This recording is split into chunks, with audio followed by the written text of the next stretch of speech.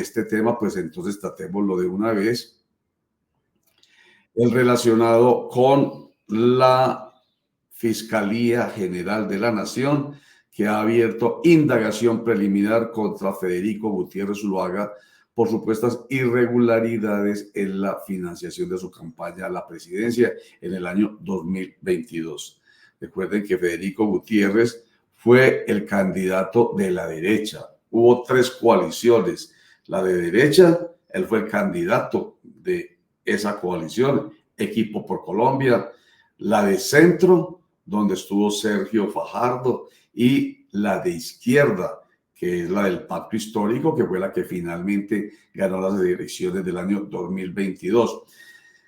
La de derecha, la de Federico Gutiérrez González, en la que yo les cuento siempre esto a muchas personas porque es un hecho real, en la que él se apuntó y se le apareció la Virgen, porque les cuento que incluso aquí en Antioquia, entre periodistas y políticos, haciendo pollas incluso antes de que se llevara a cabo las elecciones para elegir al candidato único por esa coalición, por la derecha, la de centro y la de izquierda, Federico Gutiérrez no ganaba.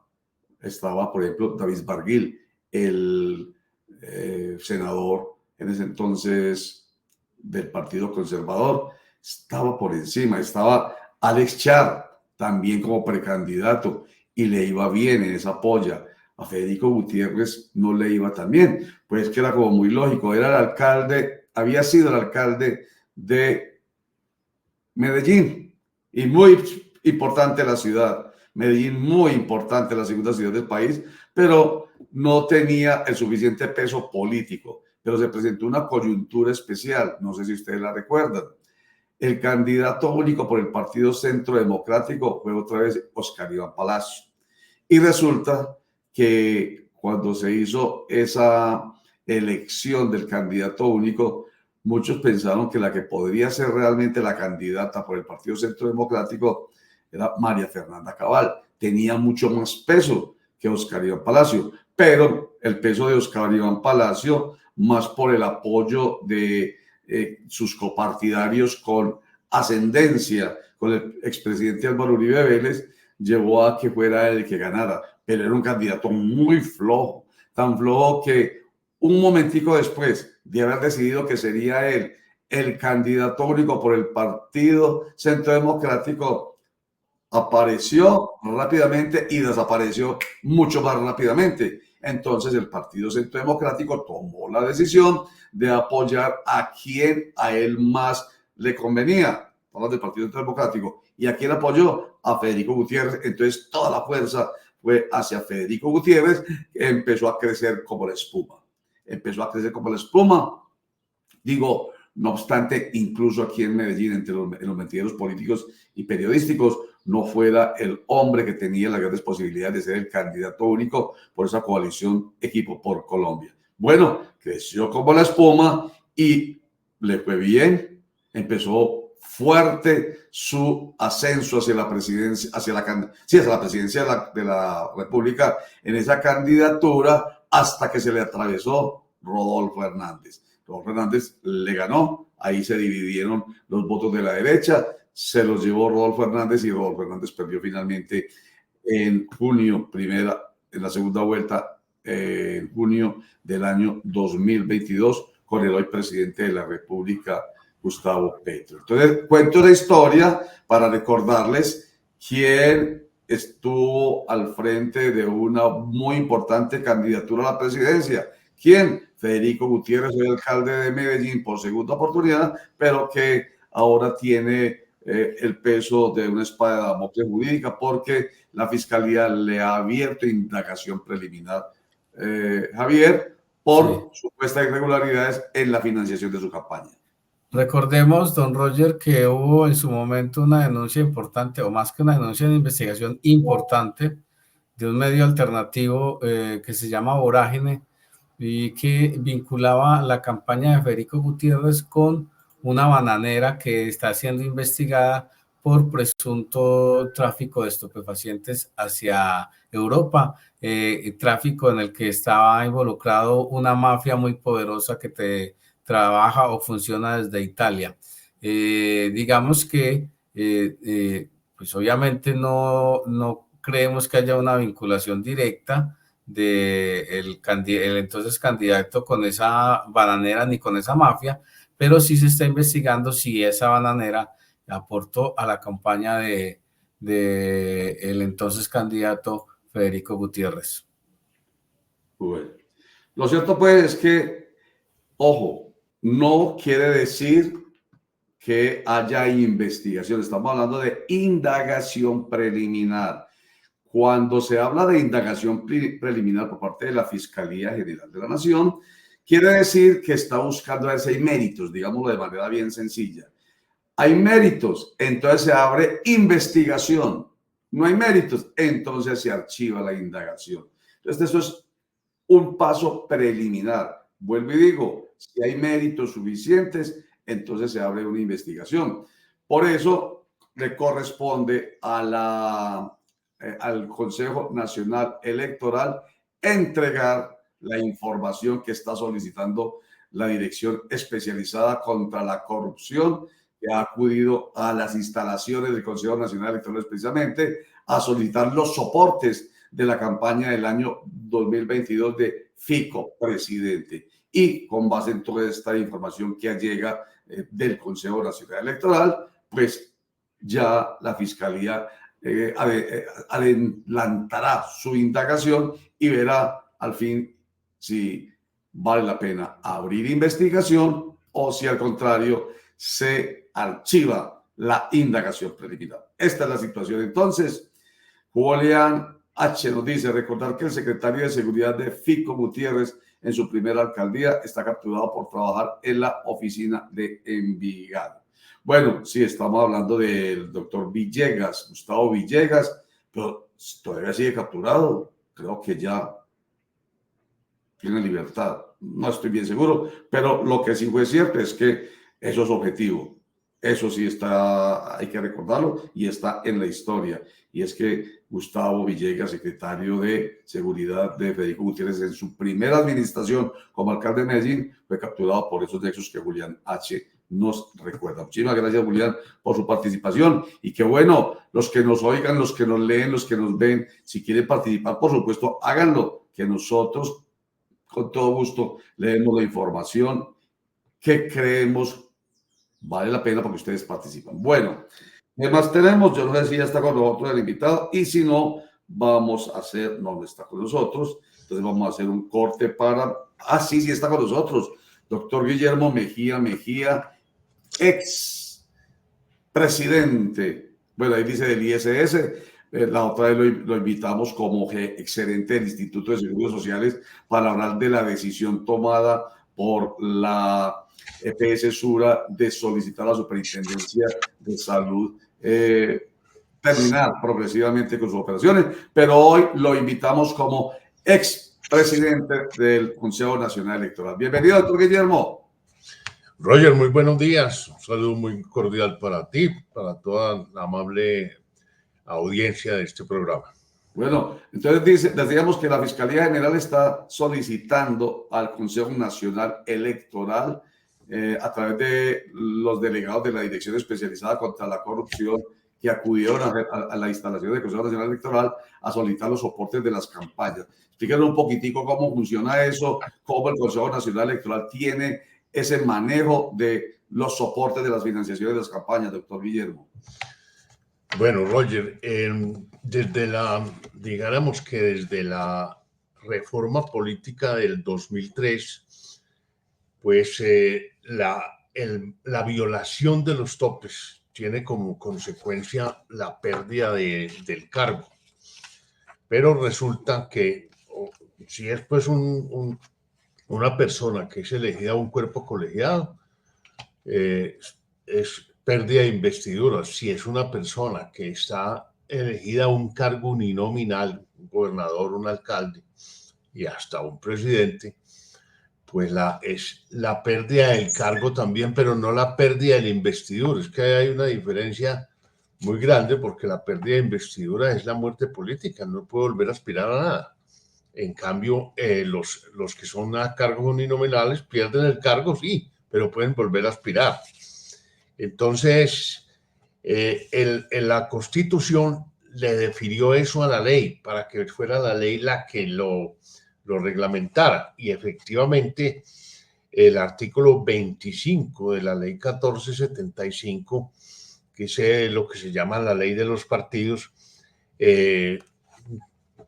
dijo pues cuál era el procedimiento, estableció el procedimiento. Y el procedimiento es que en el evento en que el Consejo Nacional Electoral encuentre que ha habido una violación a esos topes previamente establecidos por este mismo organismo, pues presenta una demanda ante el Consejo de Estado con el fin de que el Consejo de Estado, previo un proceso de pérdida de investidura que también está reglamentado, tome esa determinación si encuentra violados esos topes. Pero resulta que a partir del 2017 se expidió la ley 1864 y esa ley, ¿cómo te parece que ya no es una sola multa, es un delito? Y es un delito muy grave porque trae aparejado pues una pena de prisión de 4 a 8 años, una multa por el mismo valor de lo que se excedió, y fuera de eso pues una inhabilitación para ejercer cargos públicos por el mismo tiempo. Entonces ya la cosa es más complicada. Ahora, ¿cómo opera eso? Pues primero hay que el candidato o candidatos, que en este caso pues si es un candidato uninominal, candidato a una alcaldía o una gobernación, pues tiene que presentar esas cuentas primero ante el partido. Ojo, que es que hay una confusión también, Roger, y es que la gente cree que el candidato directamente presenta las cuentas ante el Consejo Nacional Electoral. No, es el candidato ante el partido.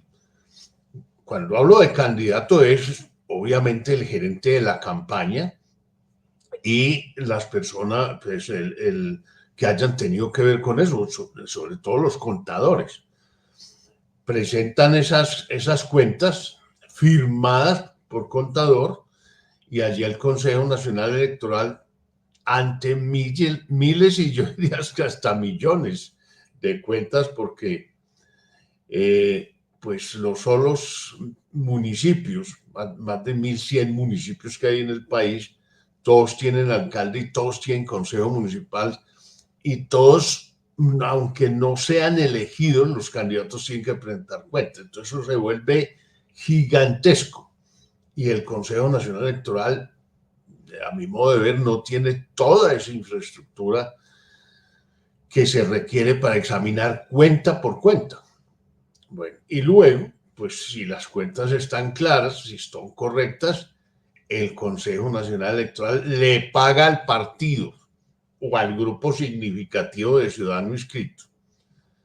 Eso es un tanto engorroso. Yo conozco casos de pago de cuentas de esas que se han hecho a los 4 y 5 años. O sea, no hay una infraestructura suficiente para examinar ese mundo de cuentas.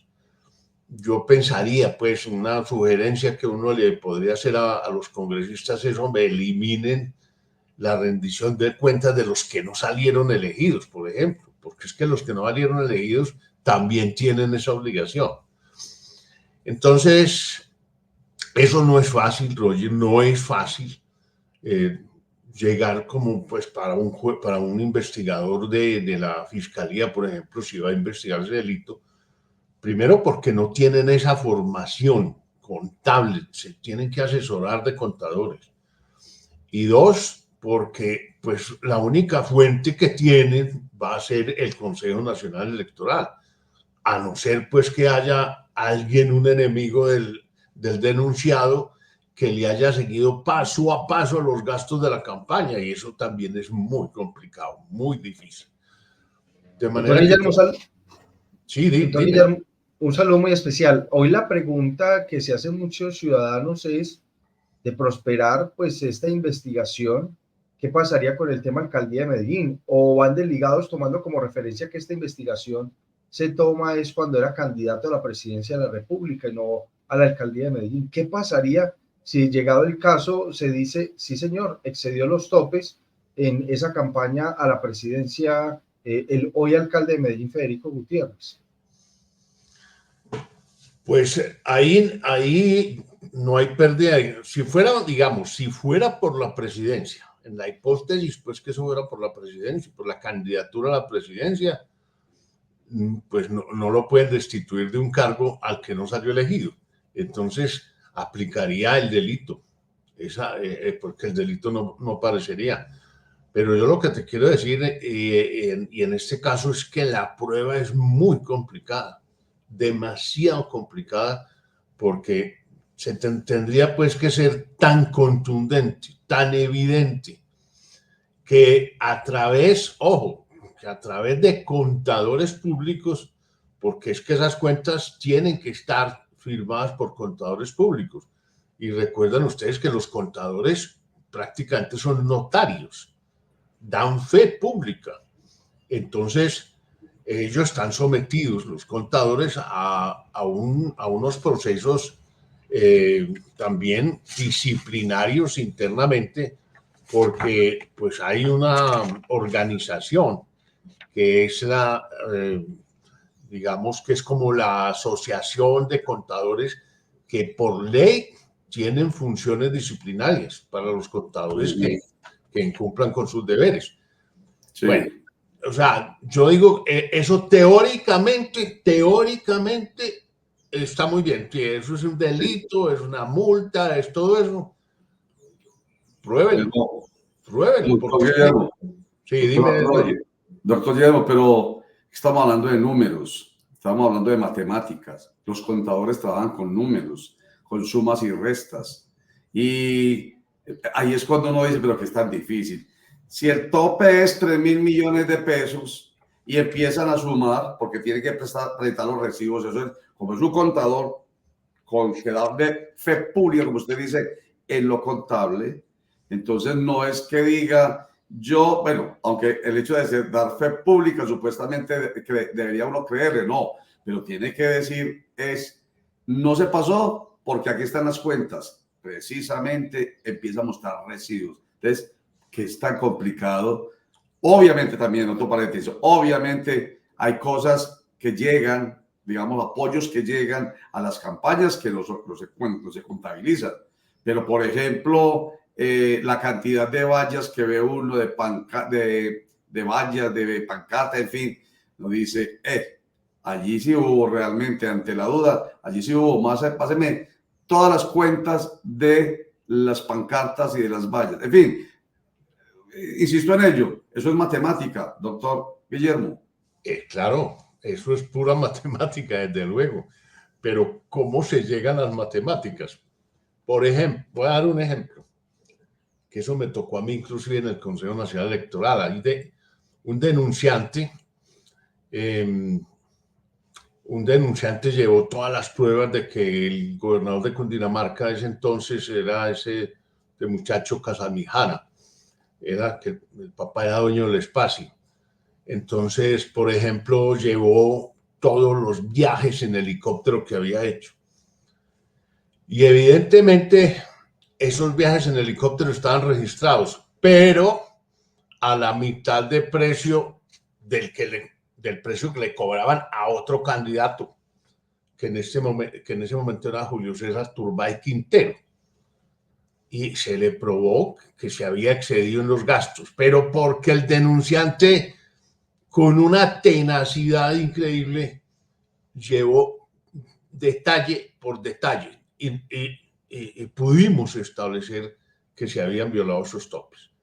Pero el que denuncia tiene que primero llevar también una contabilidad exacta y demostrar que se pasó. ¿Por qué razón? Porque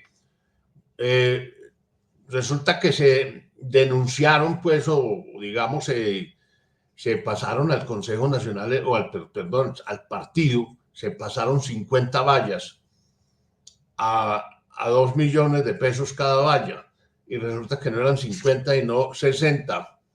Hay que demostrar con fotos, con todo, pues, porque la prueba, el proceso es igualito a cualquier otro proceso, o sea, está protegido por el artículo 29 de la Constitución sobre el debido proceso. Entonces, en principio, Roger, las normas están ahí quietecitas, están ahí tranquilitas, es grave, es delito, es multa, pruébela. Es que el problema en el derecho es la prueba. Entonces, generalmente esos procesos son desgastantes y terminan en nada, porque no es muy difícil probar. Y lo otro es, ¿desde cuándo comenzaban los gastos? Los gastos normalmente comienzan desde el momento de la inscripción, pero mucha gente dice, pero es que este tenía vallas mucho antes. Este viajó en helicóptero muchas veces, mucho tiempo antes. Entonces, ¿se toma o no se toma eso como gastos de campaña? Ese es otro problema grande. Doctor Guillermo, buen día, cordial saludo. Quiero hacerle una pregunta más desde una posición que usted acaba de expresar y que me parece interesante que la ampliemos, y el tema de que no le pidamos cuentas a quienes no ganaron. Pero entonces, ¿cuál es el sentido de los topes, doctor? Si no es precisamente evitar una, digamos, competencia desleal o que lleguen dineros non santos a esas campañas. Además, si el Consejo Nacional Electoral se encarga de esa minucia o solamente se encarga de los números como tales. No, las dos cosas. A ver, primero, evitar, claro, que lleguen dineros calientes, pues, dineros que vengan de actividades ilícitas, llámese narcotráfico, minería ilegal, venta de armas, cosas de esas. Eso es uno. Y dos, es garantizar la igualdad de oportunidades para los candidatos. Es decir, la idea, ojalá, en muchos países existe, es que las campañas las financie 100% el Estado. Mientras haya esta posibilidad de que el que tenga más plata es el que más fácil gana, pues se pierde la equidad en las campañas. Entonces, por eso, ojalá, aquí se ha intentado varias veces, en las reformas políticas han intentado eso, pero los ministros de Hacienda de cada gobierno no dan el brazo a torcer, pues porque eso es costoso. Alguien que un teórico de estas materias decía que la democracia no tiene precio, pero cuesta, y cuesta bastante. Sí. Oiga, doctor Guillermo Mejía, expresidente del Consejo Nacional Electoral. Entonces, me gusta lo que usted dice, que incluso tiene que ver con esa lectura que está ahí en pantalla.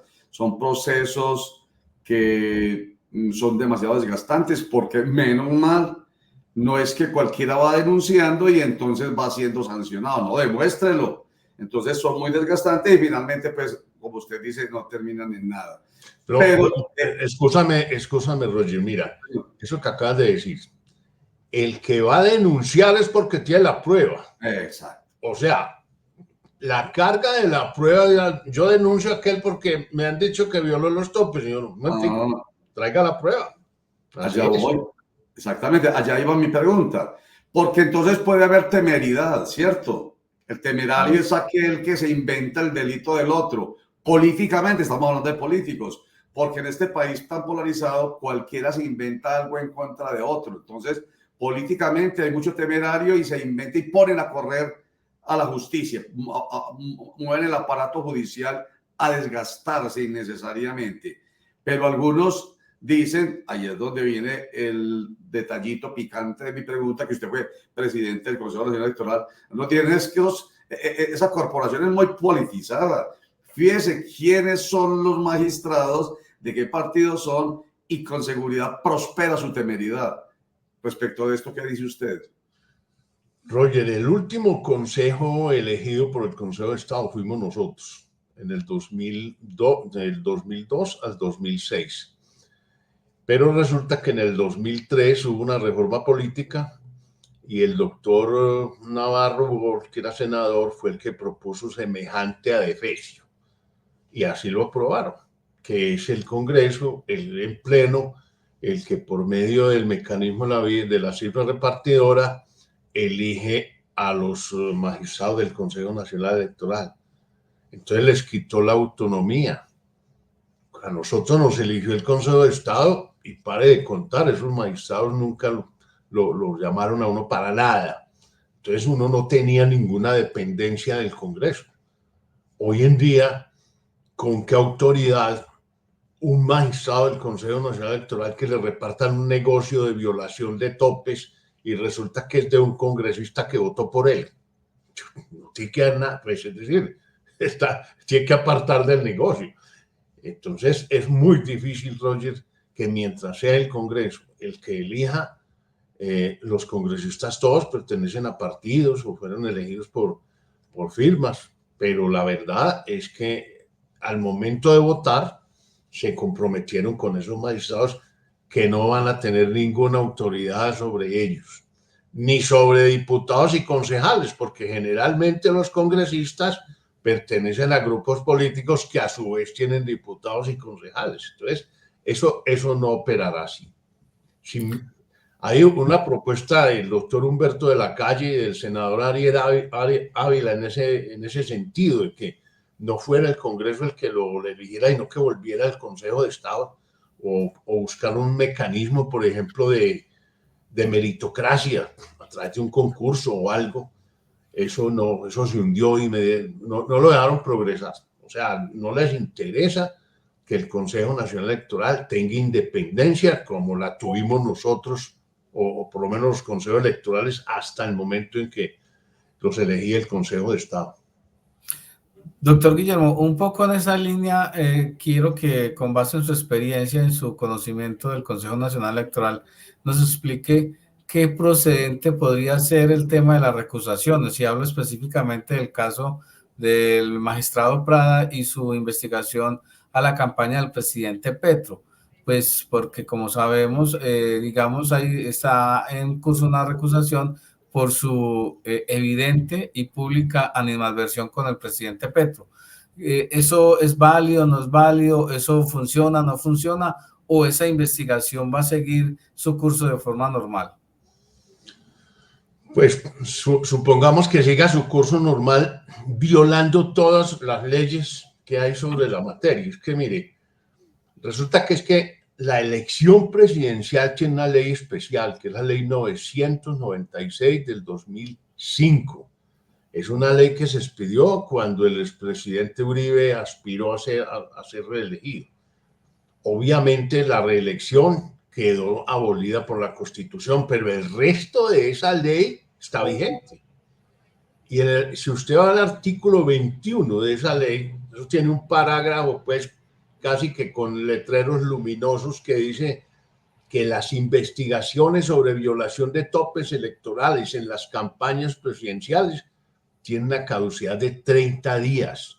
Después de 30 días, si eso no se hizo, adiós pues. Y eso aplica para Consejo Nacional Electoral y aplica para la Comisión de Acusaciones. ¿Cuál es la razón? La gente dice, pero ¿por qué no? ¿Pero por qué? En cualquier momento. No. Esa ley, como es una ley estatutaria, tuvo una revisión automática. No fue demandada pues por alguien, no. La revisaron automáticamente la Corte, y con relación a ese parágrafo, la Corte expresamente dijo, palabra más, palabra menos, que no se podía someter a un país a que en cualquier momento, a cualquier hora de los 4 años del periodo presidencial, pues alguien le diera a decir, es que el señor violó los topes. No, tiene que tener la prueba 30 días después de entregar la credencial. Si no la tiene, eso se quedó de ese tamaño. Entonces el Consejo Nacional Electoral, no sé por qué, sigue investigando con una queja que presentaron un año y medio después. Eso no tiene razón de ser. O sea, pueden seguir así, haciendo un show, porque lo que están haciendo es un show político. Eso no conduce a nada. Y no puede conducir a nada, pues porque están violando un término de caducidad que está claramente establecido. Artículo 21, Ley 996 del 2005, parágrafo.